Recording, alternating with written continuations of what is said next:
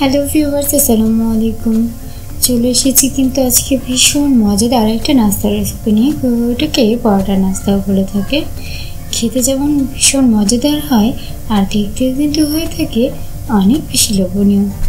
ছোটো কিংবা বড়ো থেকে সবাই কিন্তু এই পরোটাটা ভীষণ পছন্দ করে। চাইলে বাচ্চাদের টিফিনের জন্যও কিন্তু আপনি এটা বানিয়ে নিতে পারেন। এটা একদমই খেতে অন্যরকম একটা স্বাদ দেবে আপনাকে। সবসময় কিন্তু আমরা এই পরোটাটা এমনিতে খেয়ে থাকি, কিন্তু আজকের এই পরোটাটা হবে ভিন্ন আইটেমে। একদমই সহজ বানানো, খাতের কাছে থাকা উপকরণ দিয়ে, আর খেতে কিন্তু হয় অনেক বেশি মজাদার।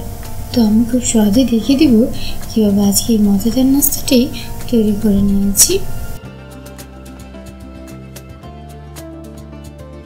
আর এই জন্য প্রথমে আমি এখানে 1.5 কাপের মতো আটা নিয়ে নিচ্ছি। তারপর দিয়ে দিব এখানে 2 টেবিল চামচ সয়াবিন তেল। তারপর হাত দিয়ে খুব ভালোভাবে আমি এটা মিক্স করে নেব। আপনারা আপনাদের প্রয়োজন মতো আটা কিংবা ময়দা কিন্তু বাড়িয়ে কমিয়ে নিতে পারেন।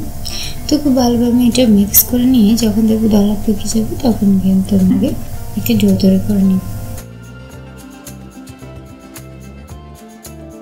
তো আর ডোটা তৈরি করার জন্য এবার আমি হালকা কিছুটা কুসুম গরম পানি দিয়ে দিচ্ছি। এই গরম পানিটাকে তো খুব বেশি করতে হবে না, হালকা গরম করে নিলেই হবে। তারপর আমি পরিমাণ বুঝে এটা পারফেক্ট ডো তৈরি করে নিচ্ছি।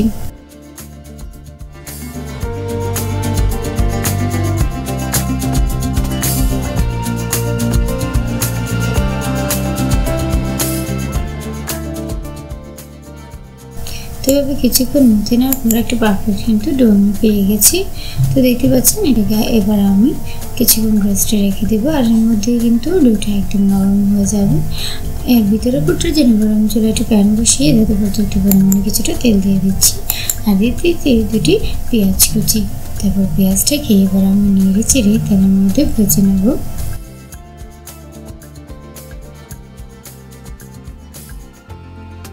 যখন এটা ব্রাউন কালার হয়ে যাবে তখন কিন্তু এর মধ্যে আমি কিছুটা পানি দিয়ে দেবো যেন এটা পুড়ে না যায়। তারপর আমি এর মধ্যে দিয়ে দেবো অল্প কিছুটা হলুদের গুঁড়ো এবং কিছুটা মরিচের গুঁড়ো। তারপর দিয়ে দিচ্ছি স্বাদ মতো লবণ আর দিয়ে দিচ্ছি অল্প কিছুটা জিরার গুঁড়ো। তারপর সবগুলোকে এবার আমি মিশিয়ে ভালোভাবে কষিয়ে নিচ্ছি। তারপর আমি দিয়ে দিচ্ছি অল্প কিছুটা আদা রসুন পেস্ট। আমি আগে দিতে স্কিপ করে গেছি, তাই কিন্তু পরেটা দিয়ে দিচ্ছি। আপনারা চাইলে আগে ওটা দিতে পারেন, তবে দিলেই ভালো হবে যেন একটু ফ্লেভার সুন্দর আসে। তারপর আমি এর মধ্যে 2টো আলু সিদ্ধ দিয়ে দিয়েছি, যেটা আমি আগেই মিহি করে নিয়েছিলাম।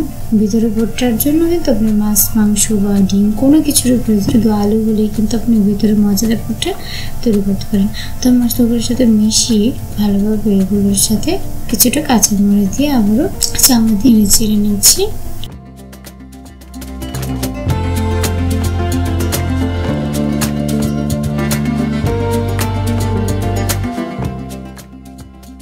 দেখতে পাচ্ছেন এটা কিন্তু হয়ে গেছে মশলাগুলোর সাথে মেশানো।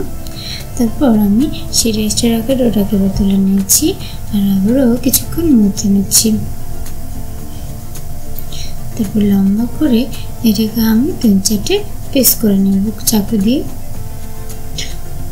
তারপর আমি সবগুলো পিসকেই কিছুটা রাউন্ড করে কিন্তু আমি একটা সাইডে রেখে দিচ্ছি। আমি তার মধ্যে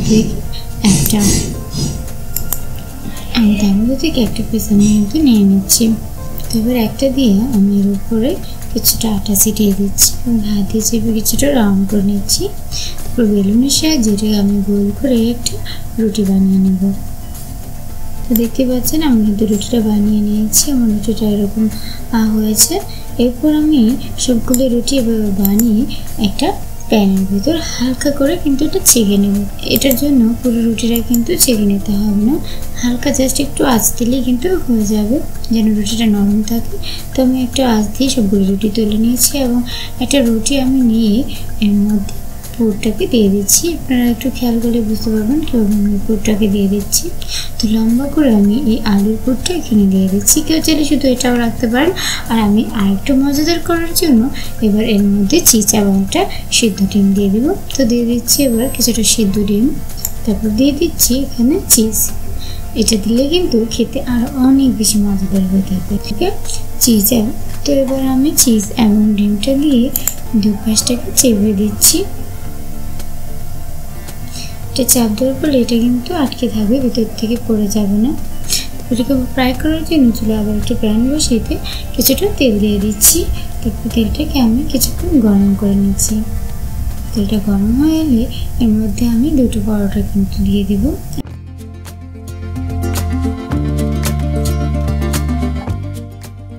এমন কিছুক্ষণ একটা পাশ ভেজে নেব।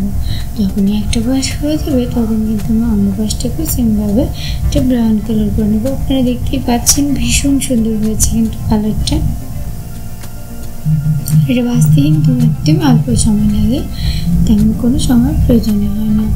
তো যখনই হয়ে যাবে তখন কিন্তু আমি পরোটাগুলোকে এবার তুলে নিচ্ছি।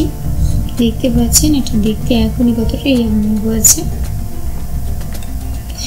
বাচ্চা কিংবা বড়রা সবসময় কিন্তু শুধু রুটিটা খেতে পছন্দ করে না, তো তাদের জন্য ওরকম মুখরোচক করে খাবার বানিয়ে নিলে তারা কিন্তু অনেক মজা করে খেয়ে নেবে।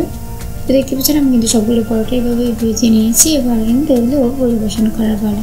দেখতে পাচ্ছেন এগুলো কতটা সুন্দর হয়েছে। তো ভিউয়ার্স, আমি আশা করছি আমার আজকের রেসিপিটা আপনাদের ভালো লেগেছে। আর আমার রেসিপিটি যদি ভালো লাগে তাহলে প্লিজ আমার চ্যানেলটিকে সাবস্ক্রাইব করে দেবেন। দেখা হবে নতুন ভিডিওতে। আল্লাহ হাফিজ।